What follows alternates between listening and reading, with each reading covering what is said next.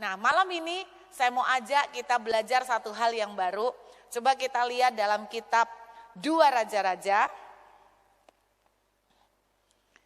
Kitab 2 Raja-Raja pasal yang keempat. Oke. Saya ajak kita membaca dari ayat 1 sampai dengan ayat yang ke-7. Cukup banyak ya, tapi kita akan baca bergantian. 2 Raja-Raja pasal 4 ayat 1 sampai 7. Sudah dapat Bapak Ibu? Saya akan baca dari ayat 1. Salah seorang dari istri-istri para nabi mengadukan halnya kepada Elisa sambil berseru, "Hambamu suamiku sudah mati dan engkau ini tahu bahwa hambamu itu takut akan Tuhan. Tetapi sekarang penagih hutang sudah datang untuk mengambil kedua orang anakku menjadi budaknya." Ayat 2.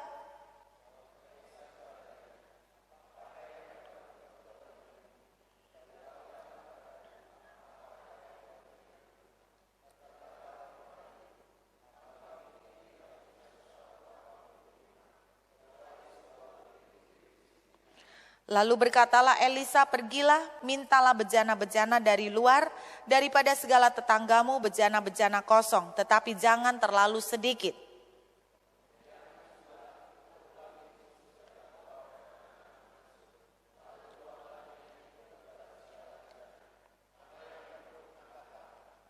Pergilah perempuan itu daripadanya, ditutup nyala pintu sesudah ia dan anak-anaknya masuk. Dan anak-anaknya mendekatkan bejana-bejana kepadanya sedang ia terus menuang.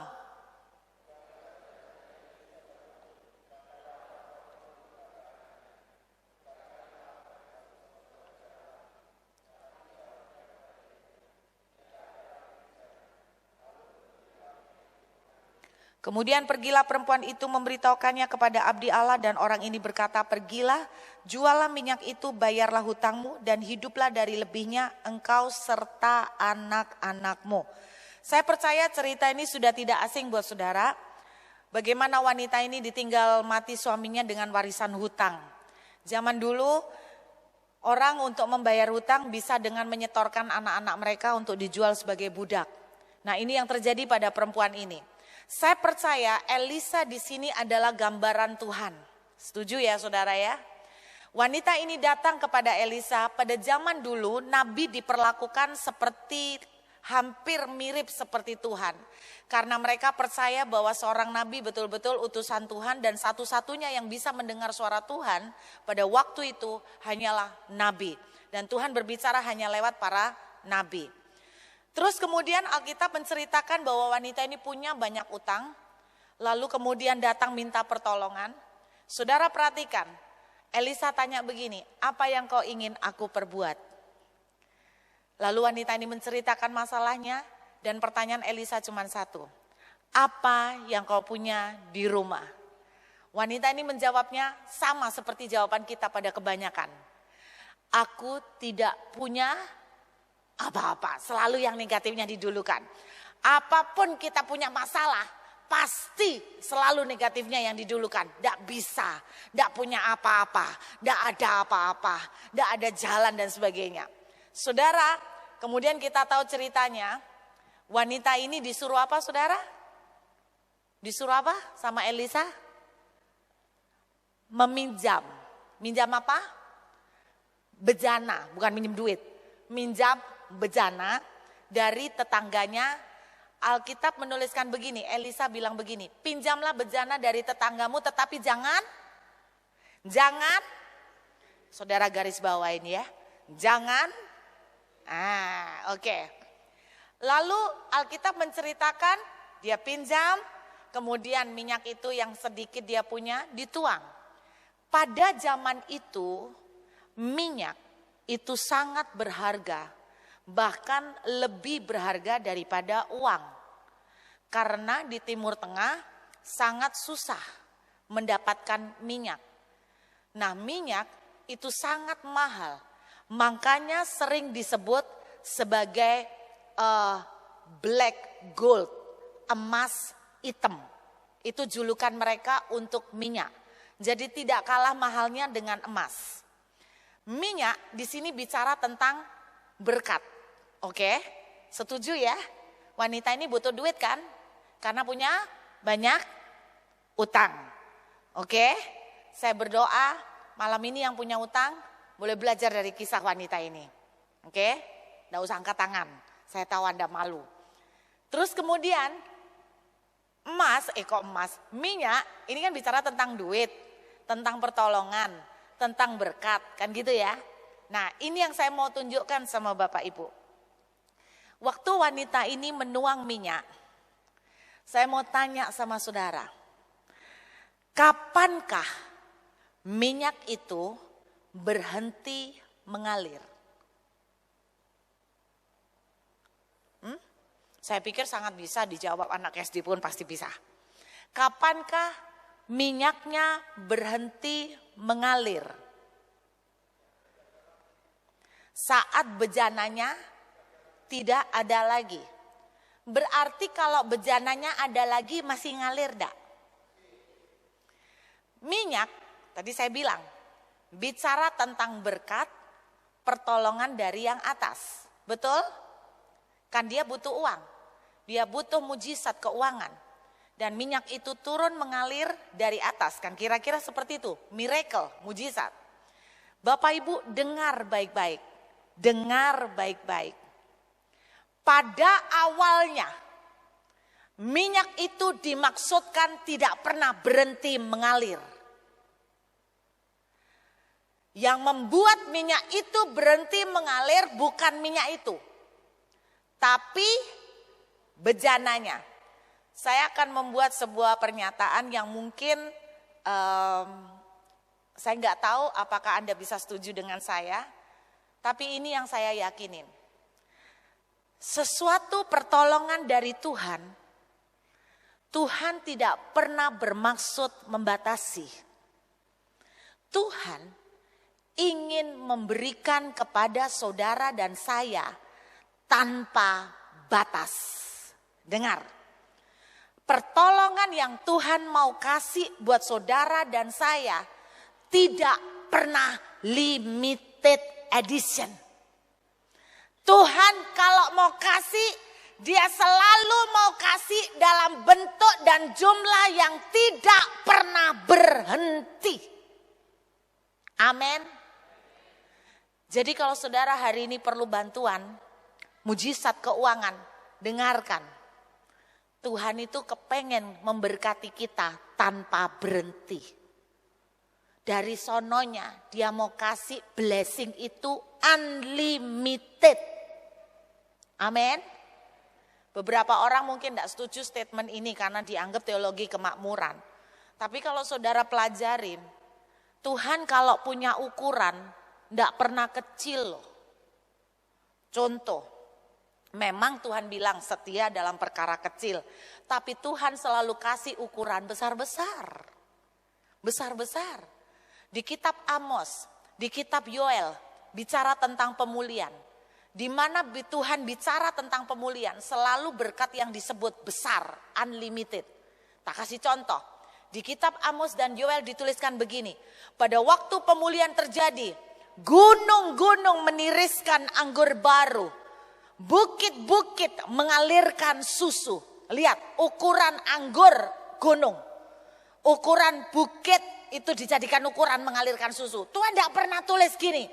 Nanti pada masa pemulihan, ceret-ceret mengalirkan anggur baru. Teko-teko mengalirkan susu. Gak pernah ukuran ceret, teko kecilian. Bahkan ukuran kendi terlalu small. Tapi saudara lihat, gunung-gunung meniriskan anggur baru. Bukit-bukit mengalirkan susu. Saudara dengar, kalau saudara bekerja, Tuhan sangat ingin saudara jadi orang yang sangat berhasil. Tuhan sangat mau banget ngasih saudara itu brol-brolan tanpa batas. Amin. Suka duit kan?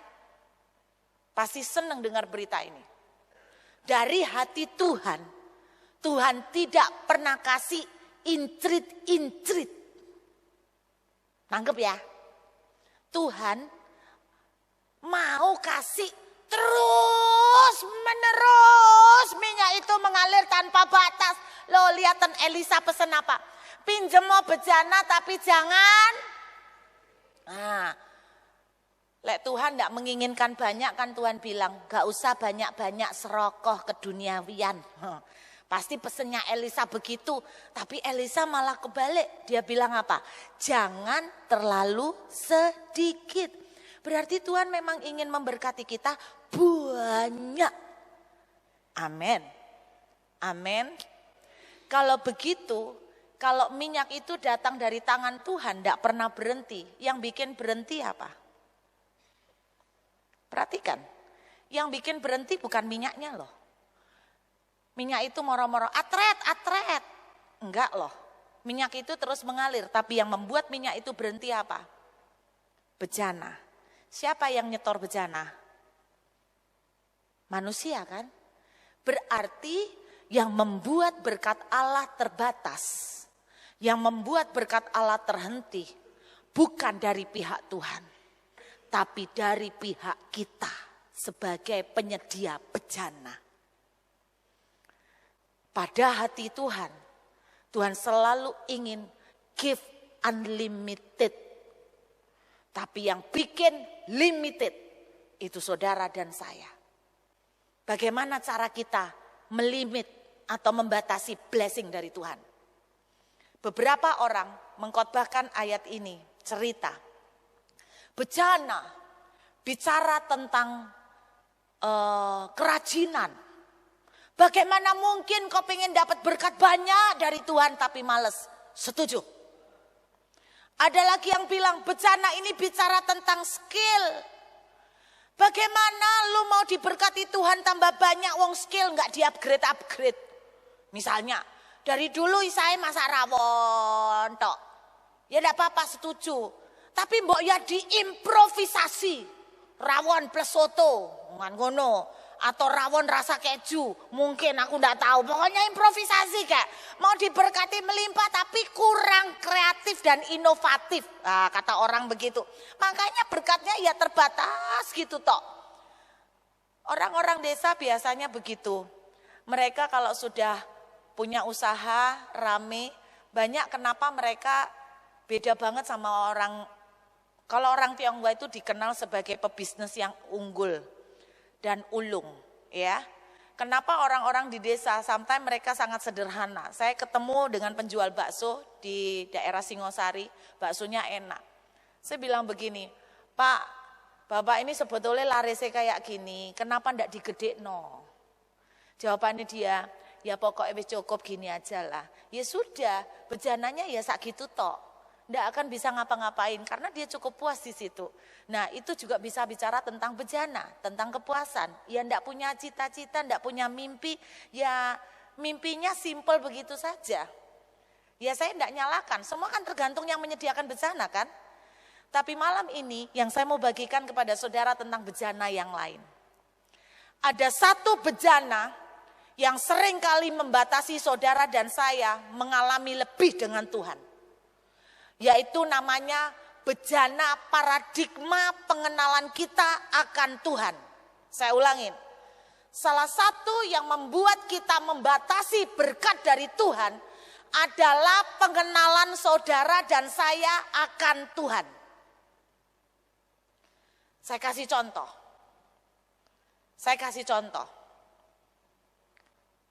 Saya punya anak rohani tinggal di Jakarta. Saya punya beberapa orang, ada sepasang suami istri yang tinggal di Jakarta. Jujur Bapak Ibu, saya lulusan S2 teologi. Tapi gara-gara anak rohani saya yang 2 ekor ini, pemahaman teologi saya berantakan. Saya bingung secara teologi. Nah mungkin di sini karena saya tahu gereja GAB ini ada sekolah yang keren banget. Namanya apa sekolah?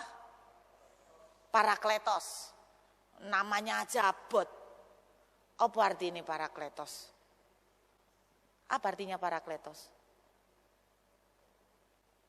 Apa? Roh Kudus. Walah. Aku dulu S2 teologi misi. Jadi tidak terlalu ngerti bahasa Ibrani Yunani.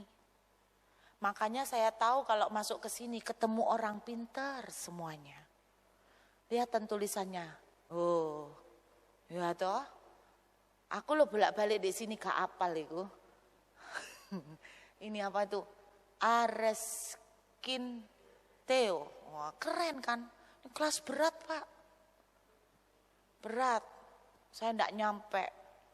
Nah, saya mau cerita tentang dua anak rohani saya ini. Satu kali, sebetulnya sepele sih. Contohnya ini sepele banget. Satu kali, dia itu cuman kepingin sama Tuhan minta doa, minta sebuah handphone. Berawal dari itu aja.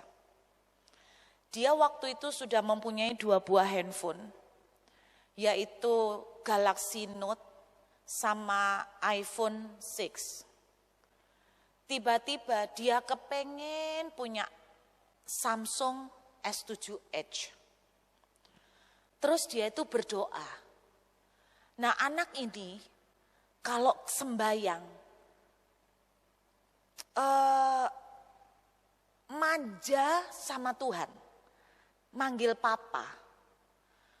Dan dia ini suka nyembah, suka baca Alkitab.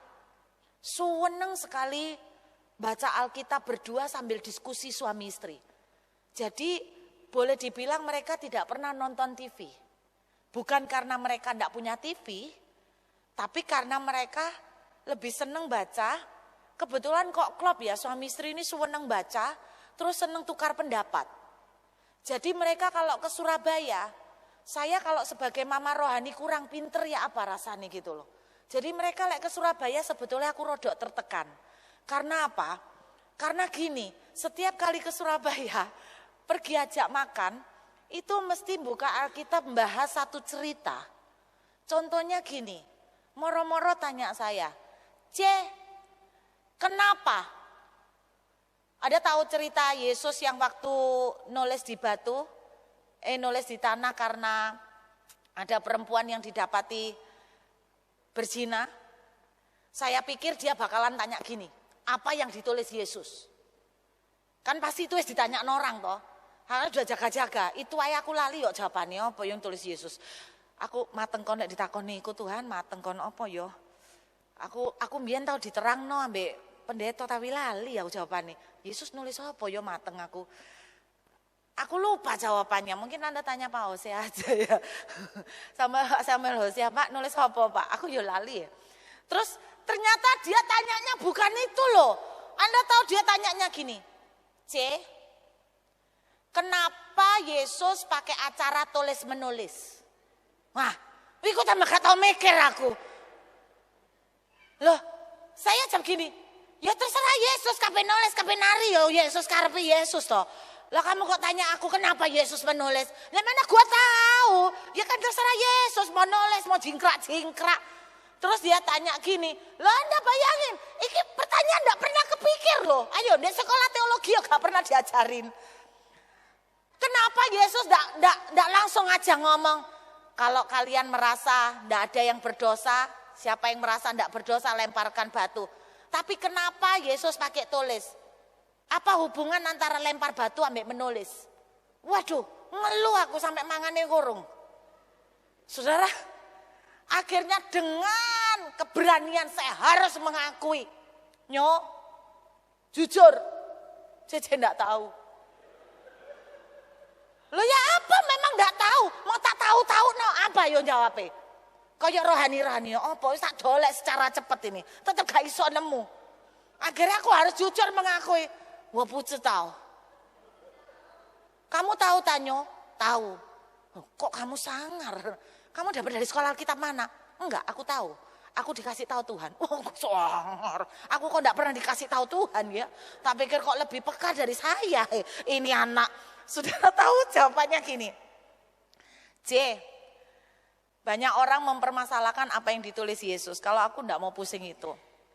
Tapi Cece tahu enggak? Ini menurut dia loh, menurut dia. Kenapa Yesus itu pakai acara menulis? Cece tahu enggak? Itu bukan tanah seperti pasir kayak gini. Terus Cece kalau pergi ke Israel, Nah itu lihat konteks, itu kan di daerah sekitar Kapernaum situ. Nah kalau Cece lihat situ, itu tanah yang di dekat situ, itu kebanyakan dari batu. Cece bayangin Yesus nulis pakai jari, dengan jari kan, Alkitab menuliskan dengan jari, dek batu.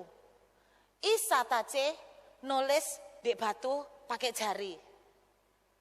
Isa, tulisan. Gak ketok, invisible. Tapi Yesus Isa. Kenapa? Karena Yesus menunjukkan bahwa aku ini Tuhan. Aku ini Tuhan. Punya kuasa toh. Sakti men, so nulis di batu ngono lho. Aku ini Tuhan atas manusia yang adalah debu dan tanah. Gitu menurut dia. Tak pikir jawabannya sangar juga. Ya bener apa salah aku gak tahu, pokoknya wis sangar. Jadi kira-kira kayak gitu loh Bapak Ibu. Makanya bendeke datang itu aku stres. Karena apa? Mesti akeh pertanyaan sing aku gak iso jawab. Jadi tambah ketok bodoh kan sungkan toh. Mama rohani masa lebih bodoh kan harus lebih pinter. Tapi faktanya aku gak iso jawab pertanyaan-pertanyaan dek aneh-aneh. Aneh-aneh wis saking akene lali kabeh aku opae. Karena semua ndak bisa jawab aku Bapak Ibu. Nah, dia ini senang sekali diskusi sama istrinya kayak gitu. Makanya suami saya kalau diajak makan sama anak dua ini ndak mau ikut. Anda tahu kenapa? Aku gak iso nyambung non omongane non. Kalian lek ngomong koyo di awan-awan gak ngerti aku. Wes kamu ae lah sing mangan. Akhirnya aku sing berdua ngadepin mereka berdua lawan satu. Gak ngerti. Mereka suweneng baca Alkitab, suweneng malah buku-buku rohani. Terus mereka tanya, ada buku rohani apa yang baru? Waduh, aku 3 tahun gak moco kon. Sejak itu saya bertobat Pak. Gara-gara mereka aku bertobat ndolek buku meneng. Engko gawe persiapan nek teko meneng, ada buku apa? Kan duwe gacoe ngono lho ya. Mereka tuh cinta Tuhan, suka baca Alkitab, suka nyembah. Loh, Bapak Ibu enggak tahu cara mereka nyembah. Sangat lebih rohani kita. Kita kalau nyembah, GAB kalau nyembah, mendekati surga. Anda tahu cara mereka nyembah? Gini, saya pas di Jakarta.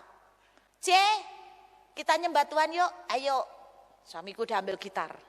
Jereng. Mumpung di Jakarta tak ajari cara kita nyembah. Oh ya, boleh. Diajari. Taruh gitare, nggak usah pakai musik karena mereka nggak bisa musik. Terus mereka nyetel YouTube, milih lagu, kuasamu terlebih besar waktu itu. Terus ya apa? Ya udah, meloi aja kayak di gereja. Kan ini kayak band lengkap, tapi wis di handphone. Oh ya. Jadi kita nyembah gitu ya. Ya. Kuasamu terlebih besar. Gak ada masalah kayak di gereja toh. Sampai lagune habis. Pas mari lagune habis, moro-moro kaget aku. Ono suara ngene. Traveloka dulu. Aku langsung buyar konsentrasiku. Saya sama suami cekikian. Terus rupanya anak rohaniku krungu. Terus begitu, kenapa buyar konsentrasi ini. Loh, terus ya apa ini non? Lah kok ada Traveloka dulu? Ya gini nih kalau meloi YouTube mesti ada iklan nih. Loh terus ya apa lah ada iklan nih? Kok ndak mbok skip? Dulu tak skip, sekarang wis kesuwen Lah terus ya apa? Apa sih yang harus dilakukan waktu ada Traveloka? Terus dia bilang, ya Cece enggak usah pusing sama Traveloka. Cece berdoa, ngobrol sama Tuhan, menyembah bahasa roh, ngomong-ngomong, mengucapkan firman, terserah. Oh gitu, iya. Cece butuh waktu ya untuk menyesuaikan diri. Terus gitu akhirnya Traveloka terus nyanyi lagi, milih lagu lagi. Terus mari lagune mandek aku ngenteni apa kali iki. Siap-siap dengan Traveloka aku tetap menyembah. Moro-moro suarane koyo pendeta ngene. Anda tidak dapat berdiam diri di tempat. Wah ini kan kata-kata motivator. Anda harus terus berjalan. Anda harus terus bergerak. Bergeraklah bersama Tokopedia. Aku kaget. Jeglek meneng karena tak rungokno tak pikir pesan pendeta atau kata-kata motivasi dadana sponsor Tokopedia. Sampai aku mikir ngene, apa hubungannya ya antara Tokopedia ambek bergerak terus. Aku kok sampai konsene ning kono gak iso sembayang karena mengartikan arti iklannya iku lho. Iki malah gak karu-karuan aku. Saudara, mereka begitu santai menikmati menyembah Tuhan. Saya bilang, kamu kok isa? Wis biasa cek, kita udah apal asuransi, Grab, Traveloka, Tokopedia, apal kabeh komplit katanya. Ya ampun, cara sembayangnya suangar ya. Sangar. Tapi Anda lihat tak ceritai, pasti Anda akan panas. Nih mereka, cinta Tuhan. Terus cerita sama saya. Aku berdoa minta sama papa handphone Samsung S7 Edge. Aku pengen Tapi aku bilang gini mbak papa. Papa, aku minta handphone Samsung S7 Edge tapi aku ndak mau beli. Terus aku ndak mau ngambil duit tabungan. Aku ndak mau bojoku sing beli no soalnya dia ya pasti ngambil duit tabungan. Aku pokoknya ndak mau ngodek-ngodek duitnya kita. Aku mau papa yang kasih, terserah caranya pokoknya ndak ngambil duitku, ndak ngambil duitnya suami, ndak ngambil duit tabungan. Aku mau papa yang kasih.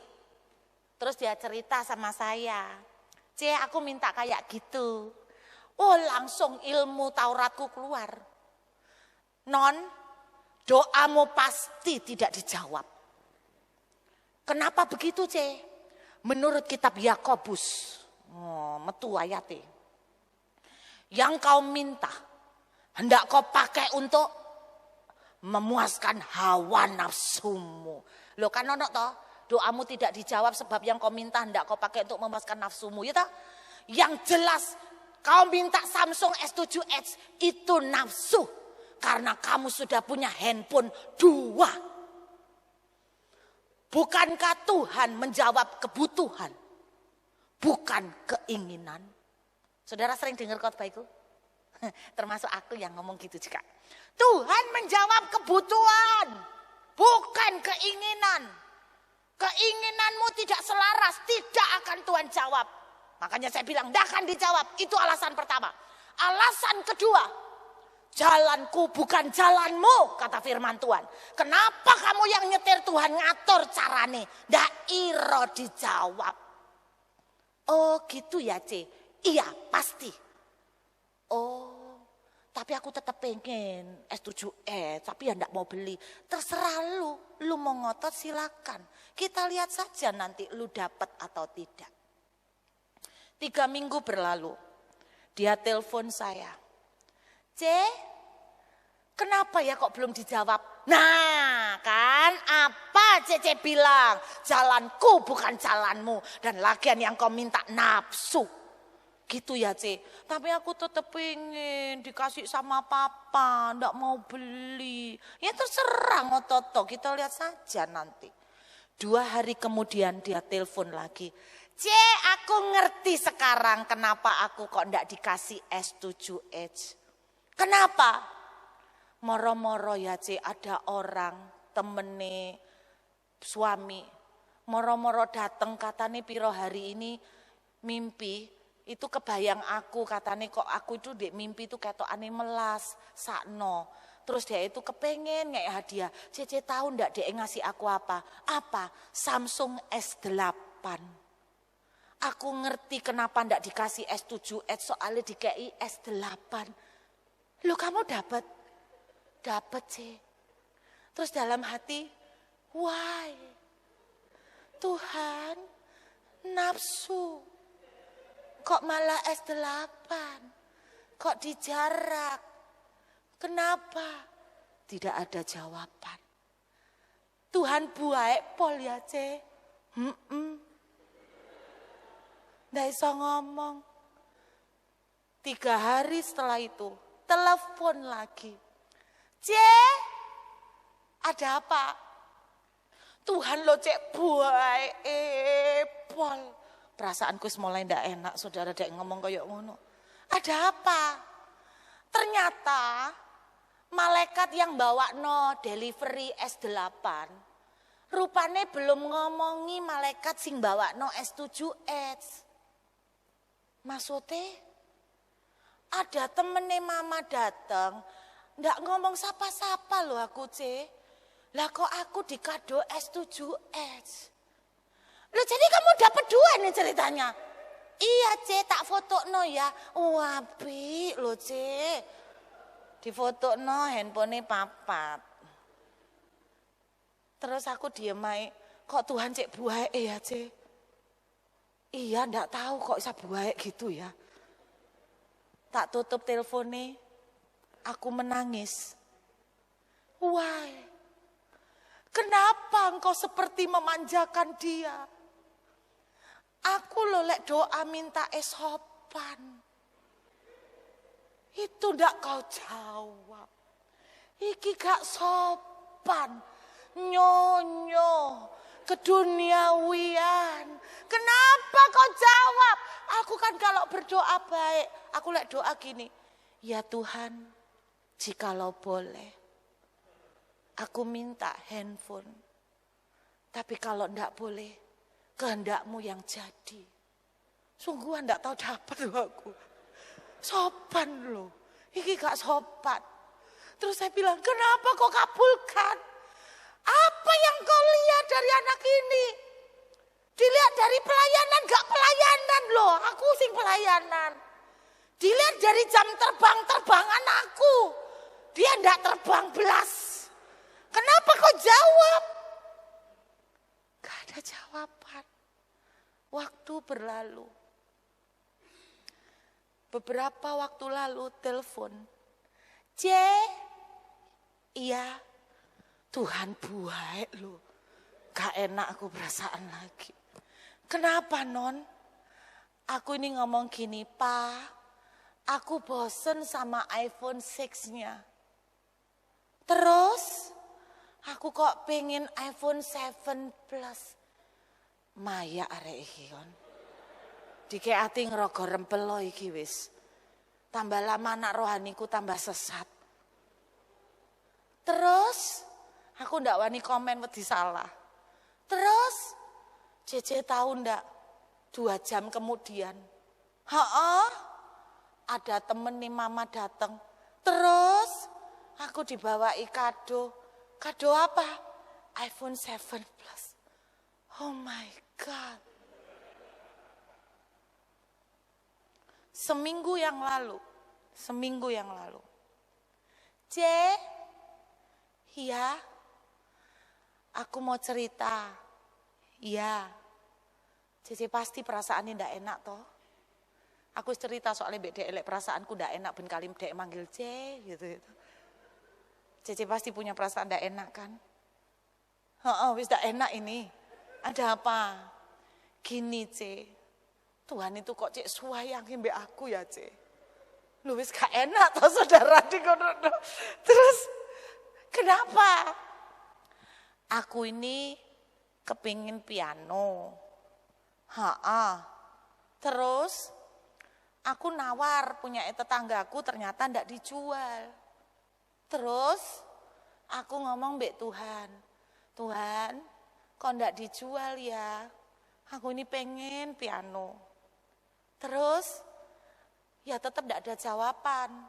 Akhirnya temeni suamiku ngomong, kamu lagi cari piano? Iya, mau tak kenalin sama temenku yang punya showroom piano? Boleh. Dibawalah ke sana, milih. Dia naksir 1 piano. Ada tulisan harganya 55 juta. Warna coklat gold. Dia suka warna gold. Dia langsung jatuh hati sama itu piano. Terus dia bilang dalam hati, Papa, aku suka piano ini. Terus suaminya ngomong, kamu mau ini yang? Iya. Ya wis Pak, kita beli ini. Penjualnya ngomong gini, Pak, ini sebagai tanda perkenalan dan tanda persahabatan. Saya kasih piano ini ke Anda berdua cuma-cuma. Aku tanya, gratis? Iya, kamu kenal? Enggak, baru kenal. Iya, penjualnya kenal lu. Enggak, baru ketemu. Iya, kok bisa dikek gratis? Lah ya Tuhan kok cek buahe. Non, Cece dulu beli piano, yang jual kenal. Tahu kalau Cece pendeta lagi. Cece dapat gratis, boro-boro gratis diskon aja ndak. Kok kamu gratis? Saudara, saya jujur waktu lihat mereka, pemahaman tentang doa, pemahaman tentang permintaan berubah total. Ini yang saya temukan. Saya tanya sama dia waktu kejadian handphone. Non, kamu waktu 3 minggu minta handphone Samsung S7 Edge belum dijawab. Kamu kan sempat tanya sama Cece, kenapa kok belum dijawab? Dan Cece bilang, pasti karena kamu nafsu. Makanya Tuhan tidak jawab. Kamu juga mikir gitu enggak Non? Dia bilang gini, enggak. Berarti Cece nerangno ke kamu enggak dong. Dong, tapi enggak percaya. Dalam hati ngelama juga ya. Terus berarti Cece nerangno itu kamu enggak percaya keterangannya Cece. Enggak. Kenapa kamu kok enggak percaya? Karena gini loh Ce, papaku sing dek dunia itu cinta banget sama aku. Aku tuh lek minta sesuatu, papaku tahu aku tuh ingin sesuatu. Papaku tuh selalu berusaha yang terbaik untuk bisa membahagiakan aku.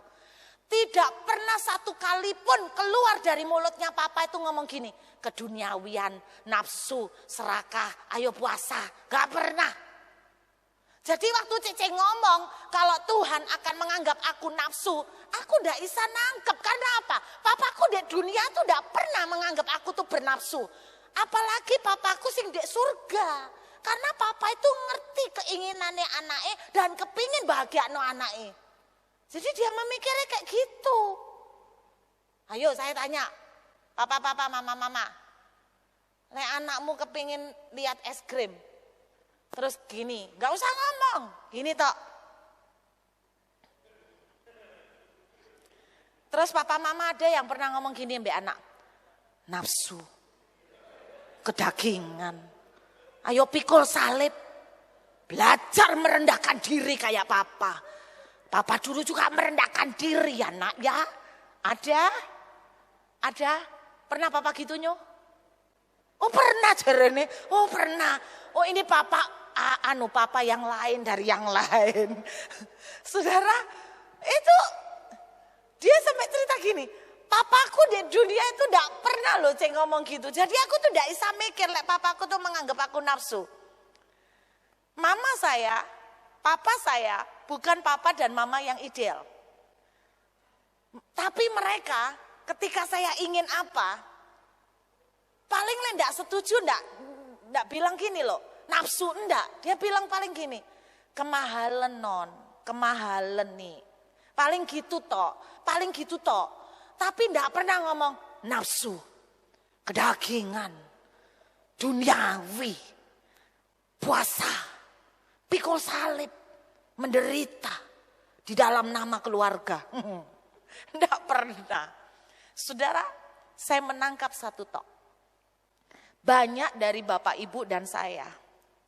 Usia kita boleh tambah tua, tapi kita tetap anak baginya. Betul? Alkitab bilang begini, papa mana kalau anaknya minta roti, dikasih batu. Salah satu hal yang membatasi berkat Tuhan buat kita adalah karena kita cara mengenal Tuhan salah. Saya kasih contoh, mohon maaf kalau bapak ibu tidak setuju terserah. Saya kasih contoh. Ada seorang ibu 3 tahun cari kerja nggak dapet. Jawabannya gini setelah dapat. Saya mengerti sekarang. Kenapa saya 3 tahun ini nggak dapat kerja? Kenapa Bu? Karena Tuhan sengaja membuat saya tidak dapat kerja. Supaya saya dilatih tetap bertahan dan dalam pengharapan. Saya mau tanya, Papa mana kalau lihat anaknya butuh kerja nggak dikasih? Padahal papa ini duwe kerjaan akeh. Ada? Nggak mungkin, pasti anaknya dikasih kerjaan, betul? Yang paling lucu bilang begini, mohon maaf.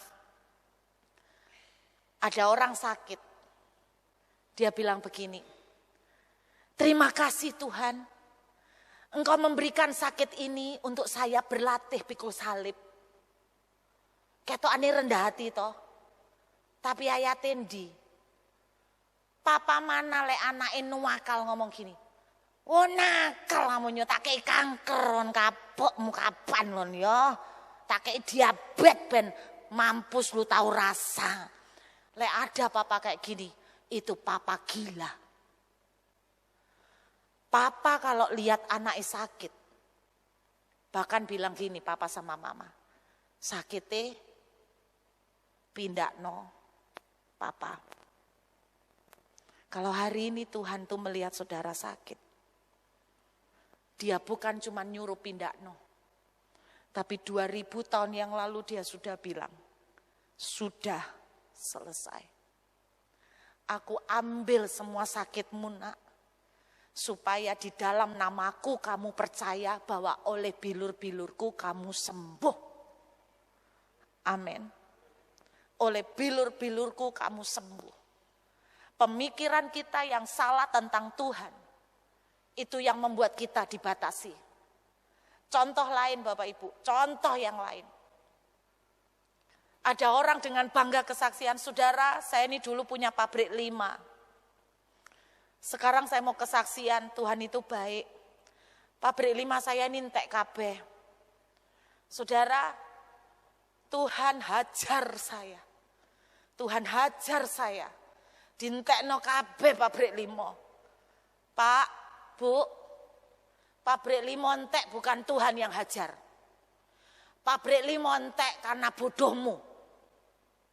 Anak bungsu yang hilang makan ampas babi bukan bapaknya sing ngei ampas. Dia makan ampasnya babi karena kesalahannya. Kalau Anda punya pabrik 5 tutup bukan karena Tuhan yang hajar, karena salahmu. Mungkin kau tidak bisa manajemen, engkau mungkin tidak bisa ngatur, engkau tidak bisa kreatif, engkau tidak bisa mengelola, terus semua yang tidak bisa, engkau timpakno ke Tuhan. Tak pikir-pikir sakno lo Tuhan. Pabrik tutup, Tuhan, engkau menghajar aku. Sakno lo, difitnah terus Tuhan. Saudara sakit, engkau memukul aku. Saudara ngalamin masalah, engkau sedang mendidik aku. Duduk, masalah teko karena bodohnya awak dewe. Saudara dicek orang, terus ngomong, Tuhan, engkau sedang mendidik aku ya. Tuhan bilang, lek Tuhan bisa ngomong di depanmu ini.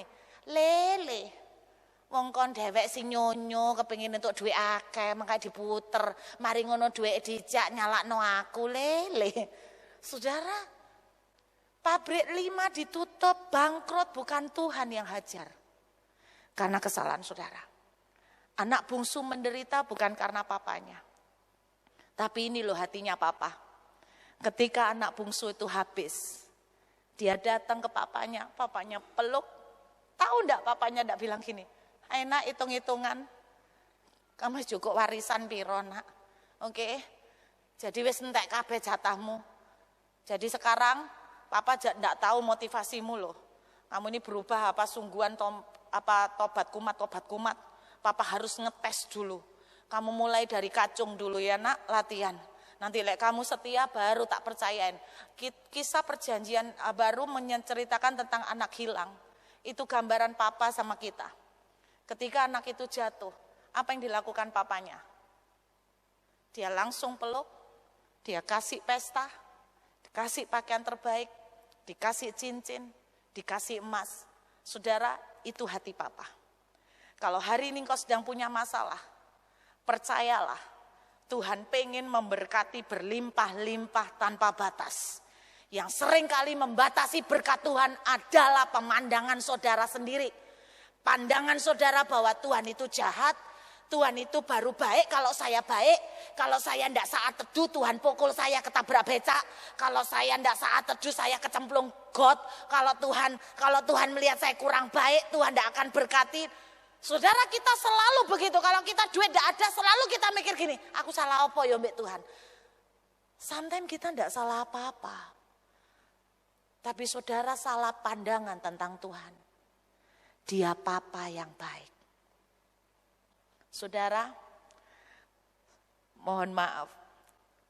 Sejak saya ngerti anak rohani saya ini, saya jadi tahu Papa saya baik. Sejak itu saya tanpa dalam tanda kutip sungkan karena liturgi. Kesungkanan agamawi saya singkirkan. Saya tadi cerita sama Ko Andrew dalam perjalanan. Tanggal 15 ya wanita. Saudara yang hadir di kebaktian wanita 15 kemarin, saya pakai baju merah. Sepatu flat shoes biru dongker. Karena saya ini tidak kuat pakai high heel. Saya ini baru sadar duduk di depan, lampu ini terang, rambi abang, sepatu ini keliriki. Tak delok-delok, kok rasanya gak matching yo. Abang ambil hitam masuk, iki biru dongker, iki sik mlebu biru ambek biru. Hari Selasa wanita iku aku abang ambek biru. Aku izin Pak, tutuk ngarep. Mateng kon. Mau asal njukuk sepatu kok gak matching. Mandaro jemaat gak ketok rek lampune padang koyok ngene. Biru ambek abang, biru ambek abang. Saya tuh cuma ngomong gini tok. Pak, harusnya aku tuh beli sepatu hitam ya. Lek kayak gini iki kan gak matching abang ambek biru. Izin aku. Wah, aku pengen rek punya sepatu flat shoes hitam. 15 Agustus. 18 Agustus. Saya enggak pakai macam-macam. Saudara tahu apa yang terjadi? Tahu-tahu ada orang telepon, "Bu, ada orang enggak?" Saya kemarin siapin sebuah sepatu. Saya enggak tahu ukuran ibu, saya kira-kira. Saya waktu lihat ibu tak lihat sepatu ibu. Tak kira-kira ukurannya. Wah, swanger berarti dia ngeliat gitu tok wis tahu ukurannya. Saudara tahu ternyata dia ambil, dikirimkan ke saya ukurannya pas 38. Tapi yang saya kaget, sepatu yang dia berikan itu adalah sepatu flat shoes warna hitam, tapi yang saya kaget, dia kasih saya sepatu Hermes. Saya cek di internet, harganya antara range 15 sampai 20 juta. Hari ini belum saya pakai. Karena anak rohani saya yang di Jakarta itu ngomong, sekarang Cece yang membuat perasaanku ndak enak. Dia ngomong, fotokan sepatunya, tak fotokan. Sepatu Cece itu bahannya namanya suede. Bahan ini paling mahal, tapi paling gampang kena debu. Nuruto. Cece pergi ke tempat ini, jalan ini, lapisono anti debu. Harganya sekitar ngelapisi anti debu itu sekitar 600.000 sampai 1 juta. Tak waterproof deh gak iso ta. Liuk Pak, itu sik kecil. Nanti lek sepatu Cece ndak di coating, terus Cece kotor itu nyuwesel. Sungguhan 600 tuh lebih murah daripada harga sepatu nih. Jadi Cece lapisono. Oh gitu ya. Saudara tahu, saya tuh cuman seperti itu. Saya tahu papa saya baik. Saya punya sepatu flat shoes clear biru iki tok. Sing liyane jebol. Pa, aku pengen sepatu flat shoes. Wes gitu tak. Aku sekarang percaya papaku baik bol. Mari gitu lihat Instagram ada fotonya temen bawa tas merah. Kok apik ya tasnya ya? Pak, aku kok moro-moro pingin tas merah ya. Loh, lak ngomong tok ndak apa-apa sih. Toh, moro-moro kemarin piro hari lalu dikirimi orang, Bu, saya ada tas. Dikasihin, bukan Hermes, tapi Longchamp. Saudara yang tahu merek Longchamp, nah itu ya lumayan lah. Terus anak rohani saya tanya gini, C, kamu ndak kepengen Hermes ta? Minta ombek Tuhan. Enggak, karena aku ini enggak maniak brand. Aku ini pas seneng kelir abang, ya njaluk abang. Oh, Cece dikei Longchamp. Iya, itu memang cocok buat Cece. Loh kok isa? Tuhan itu memang pas banget, ngerti Cece. Cece ini lek pakai barang kan geradakan. Cece ndak isa pakai tas Hermes. Soalnya lek pakai tas Hermes Cece makan di warung itu harus bawa pangku. Dia ndak boleh didudukno dewek isa kotor. Oh gitu. Cece lek di airport harus masuk no Hermes ini di kresek.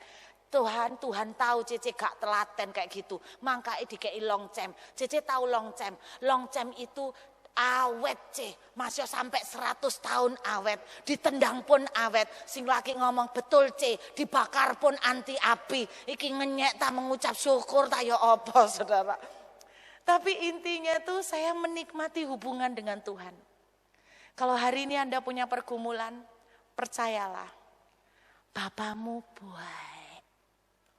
Amin. Saya akan akhiri dengan sebuah cerita. Nanti Anda baca di rumah dalam Yosua pasal 16. Ada satu nama perempuan yang hampir tidak pernah dikhotbahkan. Namanya Aksa. Saudara pernah tahu Aksa? Bukan asuransi loh yo. Aksa, AKHSA. Aksa artinya gelang kaki. Rupanya Aksa ini ayu. Di Alkitab ternyata ada cerita sayembara kayak Cinderella. Aksa ini adalah anak perempuan satu-satunya dari Kaleb. Tahu Kaleb? Ada 2 pengintai Yosua sama Kaleb ya. Aksa ini anak wedoke Kaleb.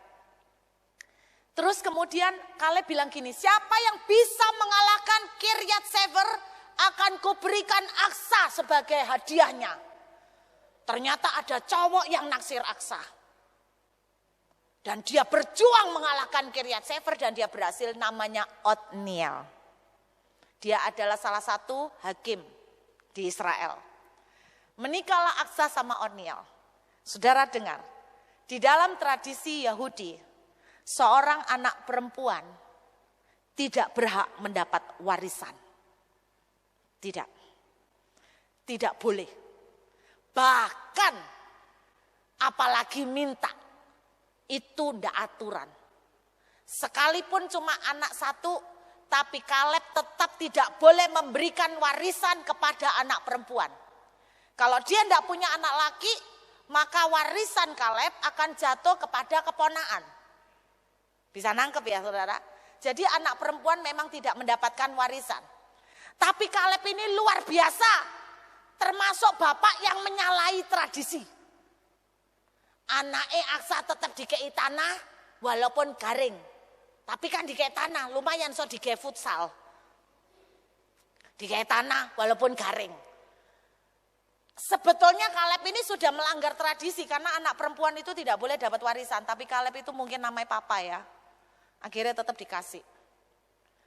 Terus kemudian jadi Kaleb ini melanggar tradisi sebetulnya. Aksa ngomong gini sama Otniel. Nah itu tak kasih sendiri, aku gak ro nyeluk ya apa ya. Apa bang, apa mas gak ro.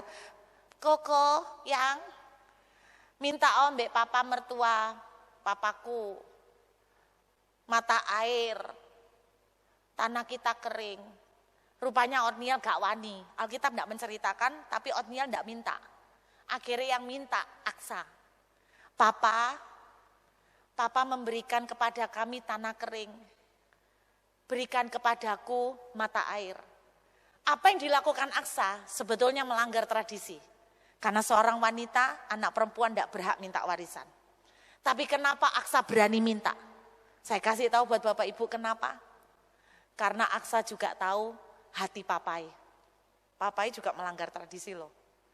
Anak perempuan enggak boleh dapat tapi bapak kasih. Aksa tahu betul papa ini baik. Makanya dia berani minta. Dan luar biasanya sama Kaleb dikasih bukan 1 mata air, tapi 2 mata air. Mata air depan, belakang, hulu dan hilir. Istilahnya komplit. Mata air bicara tentang berkat yang tidak pernah berhenti kan, sumber toh. Kaleb kasih 2, minta 1 kasih 2. Ini loh hati Bapak. Apapun yang Bapak Ibu pergumulkan malam ini, dengarkan baik-baik teman-teman di dewasa muda. Saudara punya papa yang baik. Amin. Papamu baik. Makanya gereja ini namanya Allah baik. Amin. Jangan takut datang kepada dia. Dulu kita menganggap dia seperti kuankong. Papamu baik. Sekarang saya tidak sungkan. Perkara dikei atau enggak kan urusan lain. Tapi sekarang saya sama papa saya enggak pakai kesungkanan liturgi rohani apa agamawi. Kalau hari ini engkau sakit, percayalah. Papamu menangis. Dan dia ingin engkau sembuh. Dan dia bilang, nak sudah tak ambil sakitmu. Amin saudara. Kalau hari ini saudara bergumul keuangan dan pekerjaan. Dengarkan, papamu ingin kasih unlimited. Seberapa besar engkau percaya? Bapakmu baik. Saudara, saya akan akhirin dengan sebuah cerita. Saya punya teman, tahun lalu bangkrut. Hutangnya banyak. Seorang perempuan umur 37 tahun, pengusaha. Wanita yang mandiri. Setelah dia bangkrut, dia diceraikan sama suaminya. Kenapa? Karena selama ini yang kerja wanita ini. Jadi sing laki ini nganggep bojone wis bangkrut, gak iso ngeki apa-apa, dipegat. Wanita ini stres, down, hidup dari utang ke utang, sampai beberapa kali terpaksa puasa karena tidak bisa makan. Dan beberapa kali telepon saya pinjam duit. Tapi saya selalu punya prinsip, saya tidak mau minjemin duit. Kalau saya ada, tak kasih. Kalau tidak ada, ya tidak mau minjemin. Saudara tahu, wanita ini pinjam duit kemana-mana, karena dari saya tidak dapat, dia cari orang lain, akhirnya dari gali lubang, tutup lubang. Beberapa bulan lalu, saking akehnya utang, sampai ada debt collector yang menagih hutangnya di gereja. Dia sampai dimaki-maki di depan jemaat. Untung jemaatnya mek 15. Untung. Itu pun mbok-mbok. Untung. Coba lek jemaatnya ndek GAB sing wakeh ngono. Apa gak wisin 7 turunan. Untung jemaatnya mbok-mbok. Kenapa saya bilang untung? Karena saya lek khotbah ndek situ, ndek depane mbok-mbok. Mbok-mbok mbah-mbah iki. Aduh Bapak Ibu lek khotbah ndek situ setengah mati sungguhan. Butuh pengurapan tingkat dewa sungguhan lek khotbah ndek situ tuh. Saudara tahu khotbah ndek mbah-mbah itu kan uangel ndek orang tua. Pokok khotbah ndek orang tua itu salah satu syaratnya ndak boleh banyak ayat, 1 tok aja syarat. 2, lek isa lucu. 3, lek isa ojo berdiri satu posisi. Lek isa tuh teriak terus lompat sana, lompat sini beno mereka itu memperhatikno. Itu loh sudah saya lakukan semua 3 jurus sakti. Khotbah di kalangan orang tua. Tua soro. Dan selain tua, mereka dari kalangan bawah. Saudara tahu, aku wis pakai 3 ilmu itu loh. Mbok-mbok itu ngene loh. Aku sampai bingung iki ilmu apa meneng. Sing ndak gini. Kayak gini.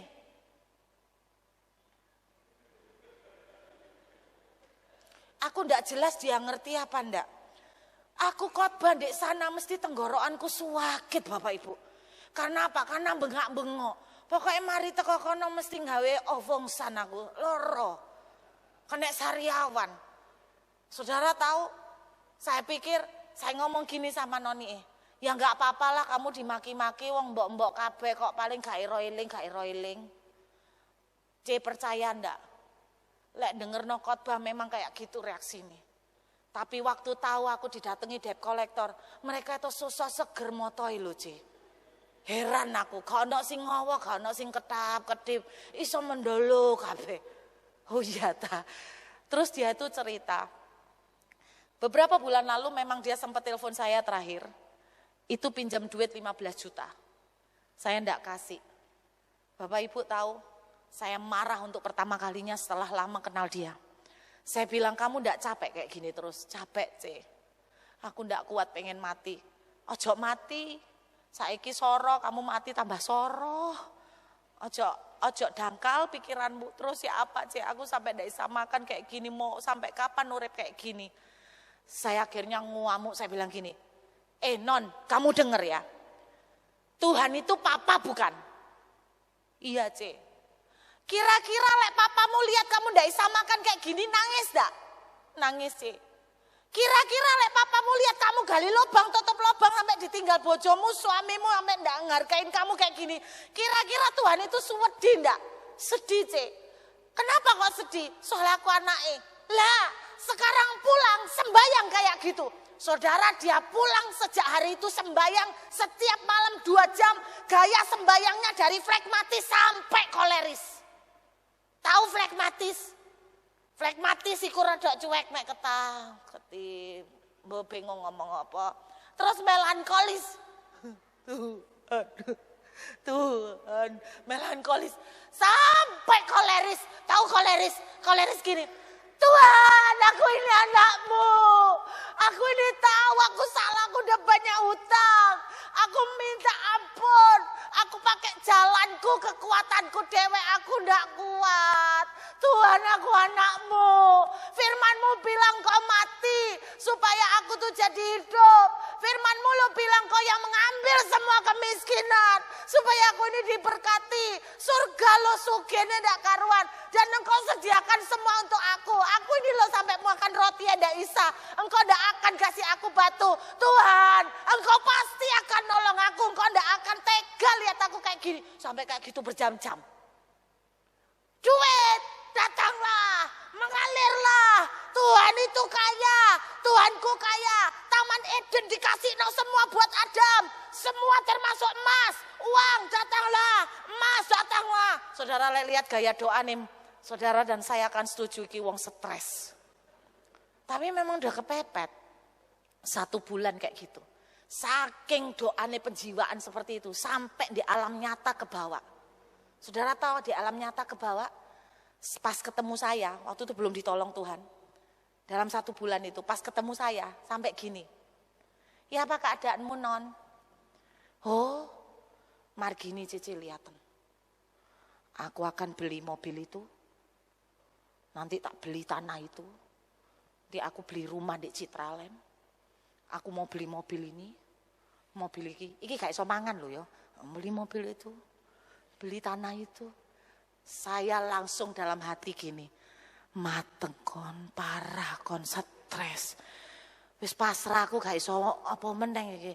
Ini nanti ndak tahu siapa sing ngisap pelayanan khusus untuk orang-orang gila. Kira-kira waktu berlalu pokok total 1 bulan. Tiba-tiba dia WA saya. C, aku bersyukur Tuhan sudah tolong aku. Oh puji Tuhan. C, aku mau ngadakan ucapan syukur. Oh ya bagus. Cece melok seneng. Ucapan syukurnya kapan? Di rumah lu ya? Enggak C, aku pengen ngadakno ucapan syukur berupa KKR pujian penyembahan kayak Surabaya berdoa dulu.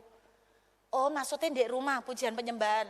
Bukan C, aku kepengen ngadakno KKR gede minimal di SSCC. Bila perlu kita sewa stadion C. Langsung aku gini, mateng kon arek iki stres kon. Parah ini sudah anda tidak ketolong ini. Terus dia bilang, C, aku minta tolong Cece, sing bantu ngadakno. Nanti aku ini kan ada perpuluhan. Perpuluhan ini mau tak serakno Cece supaya Cece ngadakno acara kayak Surabaya berdoa karena Cece sing ngerti carane. Loh non, kamu tahu harganya Surabaya berdoa itu habis berapa? Berapa Celek boleh tahu? Dulu tahun 2014 lo Cece habis sih. Terus dia jawab gini, oh iya beres C, cukup. Maksudnya cukup? Perpuluhanku dia nulis 1125 000 000 ya 000. Aku sampai bingung kok nulis piro. Pokoknya 1M 125 juta. Saya ucek-ucek mata. Wah, iki keliru ngedek iki. Slip of finger, kakean 0. Terus aku tanya lagi di WA, Sek, kamu ini ngetik 1 miliar? Iya C, perpuluhanku 1 miliar 125 juta. Berarti kan duitnya entoke 11 miliar, betul enggak? Terus saya bilang gini dalam hati, kerjaan apa saulan Pak, entuk 11 miliar. Jangan-jangan arek iki dodol narkoba kon, mateng kon. Lo kerjaan apa 11 miliar sak bulan? Saya bilang gini, sudah kamu enggak usah ngomong soal KKR, besok ketemu Cece kepengen tahu kamu dapat duit dari mana. Selain pengen tahu, siapa tahu bisa ditiru kok 11 miliar sak bulan. Singkat cerita, selama 1 bulan selain dia berdoa, dia keliling dari orang ke orang. Teman-teman, ada kerjaan enggak buat saya? Ada kerjaan enggak buat saya? Kamu ada kerjaan enggak buat saya? Dia kayak gitu loh Bapak Ibu. Dan ketika dia enggak menemukan, malah ada sing nawar deh. Wes nih, enggak usah cari kerjaan, kamu jadi sialoboko tak kayak cepet teo saulan. Cece bayangin aku lagi cari kerjaan malah aku yang ditawar orang katanya gitu. Tapi aku ngomong gini, Tuhan lihatan aku anakmu ditawar loh Tuhan. Aku enggak mau Tuhan, masa aku sampai harus jual hidupku, jual badanku. Enggak Tuhan, aku anakmu kok enggak mungkin tega lihat aku diperlakukan kayak gini. Dia terus ngomong kayak gitu, sampai ketemu satu orang tua. Dan orang tua ini bilang gini, aku enggak punya kerjaan buat lu, tapi aku punya tanah. Dan aku tuh kepengen jual, enggak bisa jual. Kamu lek isa, kamu bantuan jual, aku minta bersih 90M.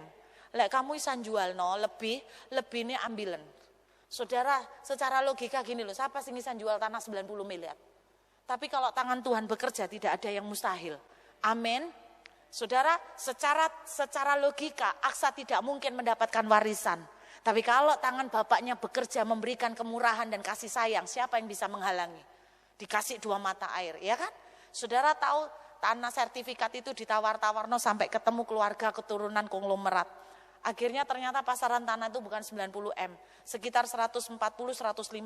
Jadi dia ngantongin 40 miliatan.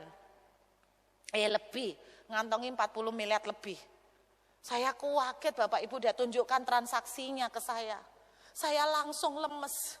Wong sing tak ilokno stres rek. Tiba-tiba jadi OKB kon ya, orang kaya baru. Langsung tak salami, selamat ya, kamu jadi OKB, orang kaya baru.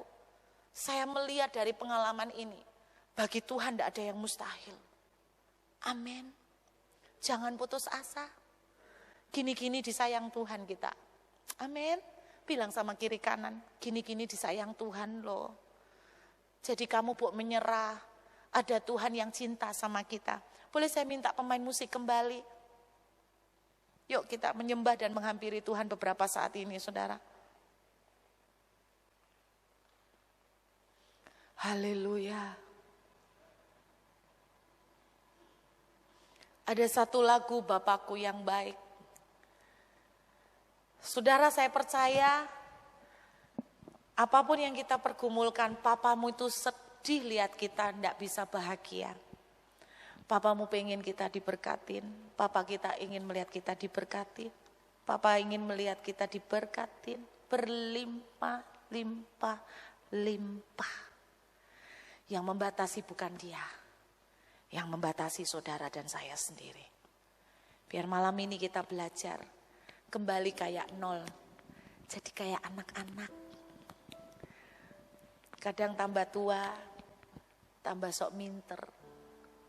Tapi Tuhan itu seneng, sing kayak anak-anak, polos, cinta sama Tuhan. Ada yang sedang bergumul malam hari ini? Boleh saya tanya siapa yang sedang bergumul yang cukup berat malam ini? Angkat tangan. Tidak ada ya? Oh banyak juga. Pak, Bu, apapun pergumulan Anda, kalau itu soal keuangan, ingat cerita ini. Minyak itu sudah ada dari tadi. Sebelum wanita ini bermasalah, minyak itu sudah ada. Dan minyak itu diberikan tanpa henti. Dan Tuhan tidak pernah tanya gini, sebentar, aku mau lihat surat kelakuan baikmu dulu. Kalau kelakuanmu baik, baru minyaknya aku alirkan. Kalau ndak baik, ndak kualirkan. Tidak pernah seperti itu. Dia papa. Dia tahu bagaimana membuat bahagia anak-anaknya. Saudara dan sayalah yang salah paham sama dia. Kalau Aksa tidak pernah berani minta sama Kaleb, Aksa ndak akan pernah dapat 2 mata air. Beranilah datang kepada Tuhan. Dia papa yang baik. Ndak ada yang tolong saudara. Kita punya papa yang ajaib. Amin. Yuk kita menghampiri Tuhan.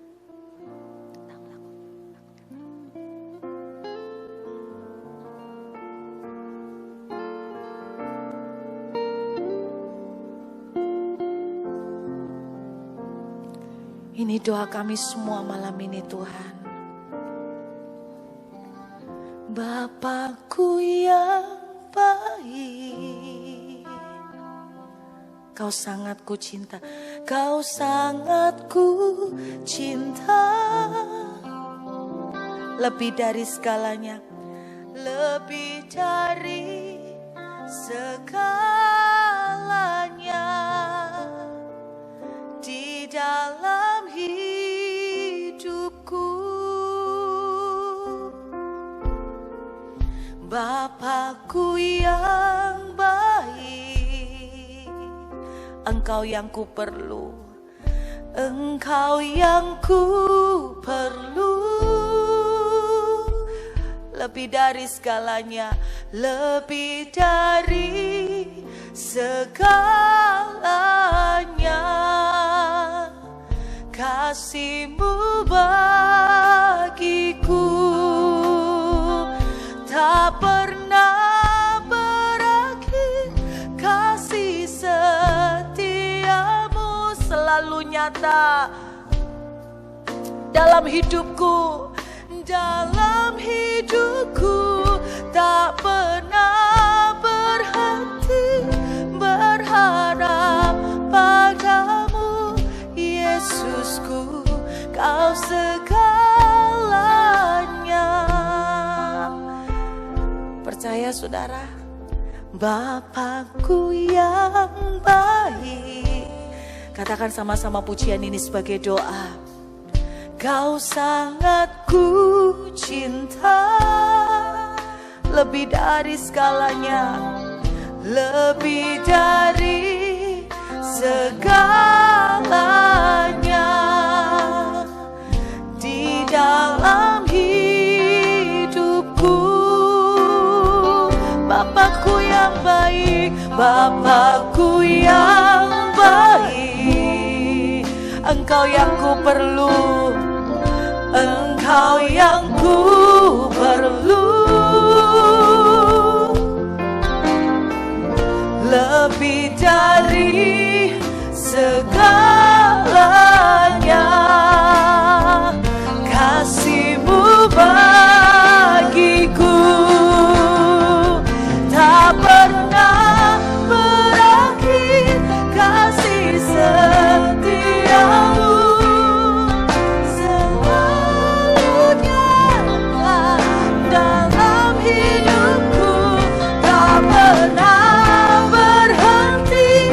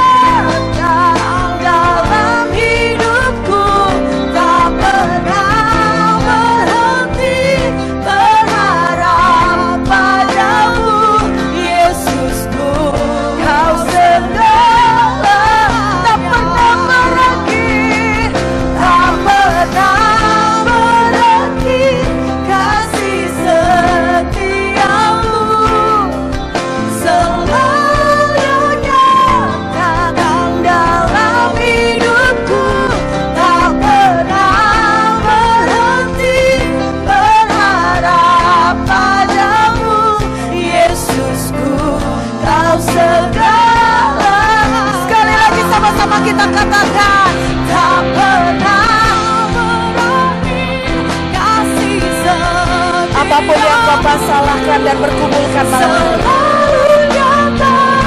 Berdoa dengan cara yang berbeda. Minyak itu tak pernah berhenti, saudara. Apa yang kau minta, apa yang kau perlukan, Tuhan mau kasih unlimited. Tapi saudara dan saya sering membatasi dia, selalu curiga kepadanya, selalu menganggap dia jahat, dia tidak baik. Tuhan tidak pernah hajar pabrik saudara, Tuhan tidak pernah hajar pekerjaan saudara. Tuhan hanya ingin melindungi, menghidupkan, memberi dalam segala kelimpahan. Yesusku, kau segalanya, tak pernah berakhir kasih setiamu, selalu nyata dalam hidupku, tak pernah berhenti berharap padamu. Yesusku, kau segalanya. Biar musik mengalun dengan lembut. Ketika teman saya yang punya banyak hutang, dia mulai sadar bahwa dia punya papa itu tidak tega lihat hidupnya seperti itu. Dia mulai datang kepada Tuhan dengan bejana yang benar. Dan Tuhan sanggup membuka pintu mujizat dengan cara yang tidak terpikirkan. Bukan Tuhan yang menghentikan minyak. Saudara dan sayalah yang menghentikannya. Bejana itu bisa bicara tentang kesalahpahamanmu tentang Tuhan. Kau pikir Tuhan yang ambil hartamu. Kau pikir Tuhan yang ambil kesehatanmu dan beri kau sakit. Kau pikir Tuhan yang menghajar pekerjaan dan perusahaanmu. Enggak. Perusahaan kita, pekerjaan kita mungkin berjalan tidak baik karena kesalahan kita. Dan ketika Tuhan melihat kau hancur, dia nangis. Tapi dia nunggu anak bungsu ini sampai balik ke Tuhan. Menurut saudara, apakah Tuhan tidak menangis ketika melihat anaknya makan ampas babi? Terus Tuhan bilang, engkau harus pikul salib. Enggak Tuhan, Tuhan tidak kayak gitu saudara. Dia nangis lihat anaknya makan ampas babi. Tapi dia pengen anaknya yang datang sama dia. Dan malam ini Tuhan ingatkan, dia papamu. Dia tidak ingin kau bangkrut. Dia ingin kau sukses. Karena dengan kau sukses, kau bahagia, dia ikut bahagia. Dan dengan kau sukses, kau bisa memuliakan namanya. Dia pengen banget melihatmu bahagia. Jadi jangan berpikir bahwa Tuhan yang menghentikan minyak. Dia tidak pernah hentikan minyak. Saudara dan saya yang membatasi. Izinkan beberapa saat ini kita mengizinkan Tuhan bekerja dengan caranya. Kalau dia mau bicara, kalau dia mau sampaikan sesuatu, Lord Jesus, tak pernah kasih setiamu selalu nyata. Thank you Jesus. Thank you Lord. Tak pernah berhenti berharap padamu. Yesusku, kau segalanya.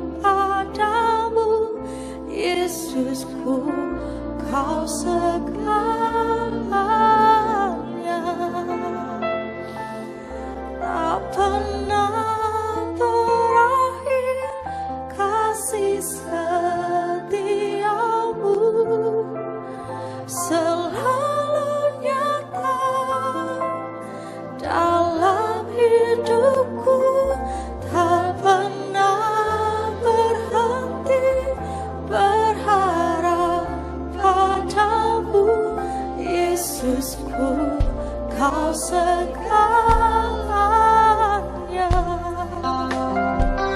tak pernah berakhir kasih setiamu, selalu nyata dalam hidupku, tak pernah berhenti berharap padamu.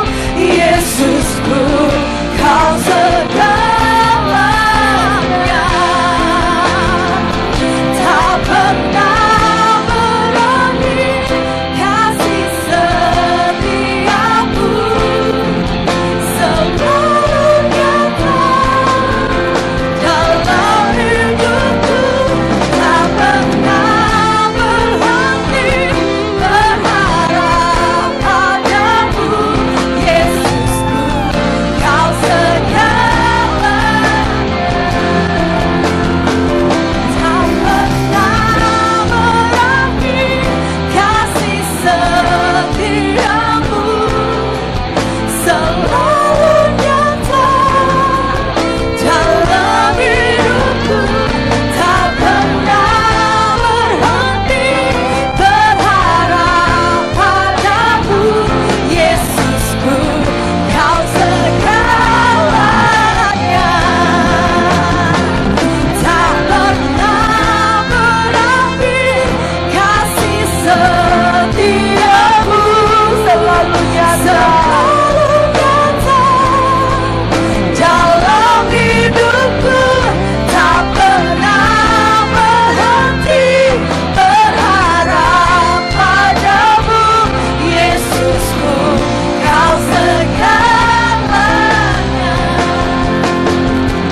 tak pernah berakhir kasih setiamu, selalu nyata dalam hidupku, tak pernah berhenti berharap padamu. Yesusku, Kau segalanya,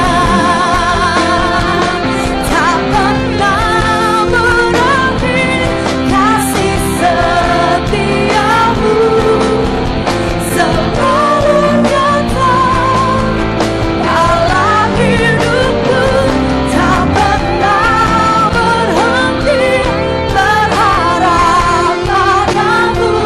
Yesusku, Kau segalanya, haleluya, tak pernah berakhir kasih setiamu, dalam hidupku, tak pernah berhenti berharap padamu. Yesusku, Kau segalanya. Lord Jesus, saya merasakan kuat banyak di antara saudara malam hari ini seperti wanita di dalam cerita ini. Dan saudara selama ini tidak pernah mengerti. Saudara berpikir Tuhanlah yang menghentikan minyak itu.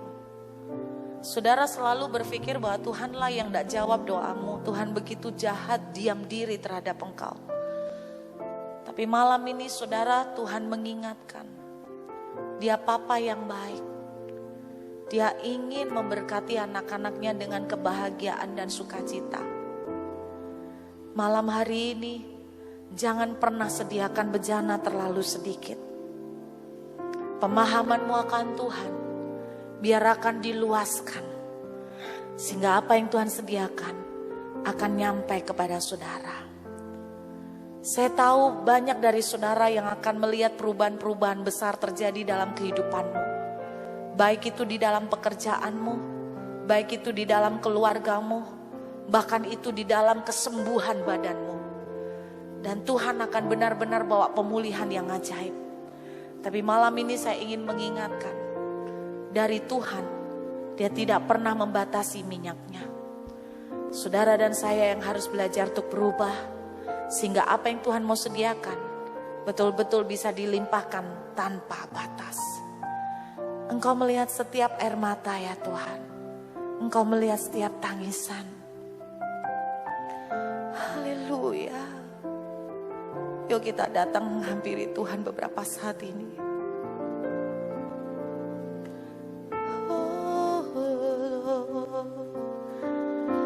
Kiralah basyana namo. Haleluya. Haleluya. Kiralah nama Yahweh. Kiralah dalamo. Haleluya. Oh Lord. Haleluya.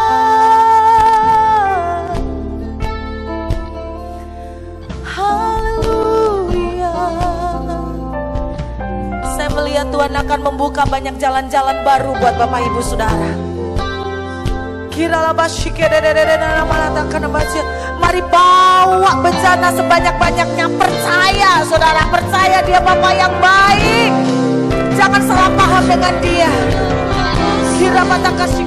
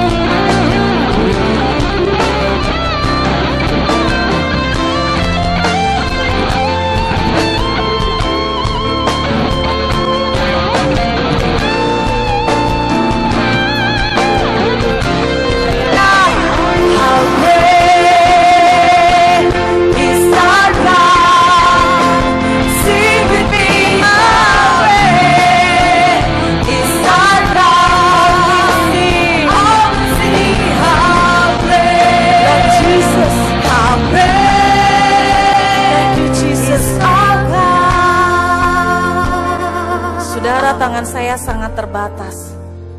Tapi saya merasakan kuat sekali malam hari ini. Ada banyak dari saudara menangkap message Tuhan hari ini. Dan saya tahu Tuhan akan membawa keajaiban besar dalam hidupmu. Amin. Lord Jesus.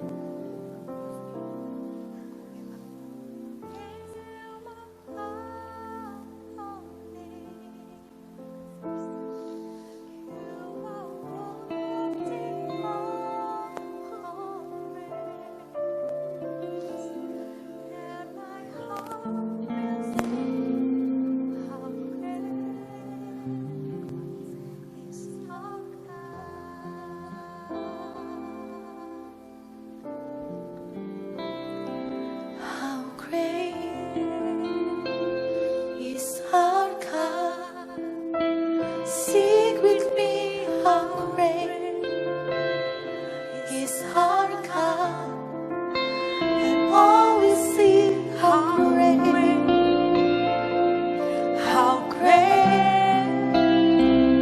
is our God. Mari sama-sama kita mengucap syukur kepada Tuhan. You are so great, Lord. How great is our God. Sing with me, how great is our God. And all will see how great is our God. Sekali lagi sama-sama kita ucapkan syukur. How great is our God. Sing with me, how great is our God. And all will see how great, all will see how great, all will see how great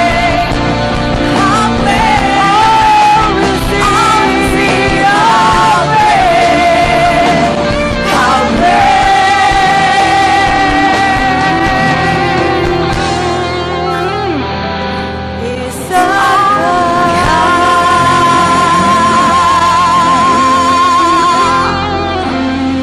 Haleluya. Kami percaya Tuhan, ketika pemikiran dan paradigma kami mengenai Tuhan berubah, kami juga akan melihat perubahan dalam kehidupan kami.